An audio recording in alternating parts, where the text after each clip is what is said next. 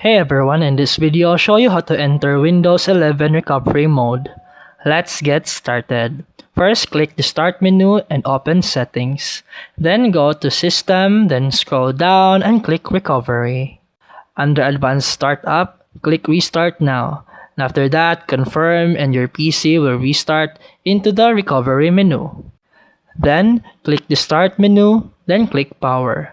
Hold the Shift key on your keyboard and click Restart at the same time. Keep holding Shift until your PC enters recovery mode. Now, turn your PC on and off 3 times during boot. On the third attempt, Windows will automatically open Automatic Repair, which leads to recovery mode.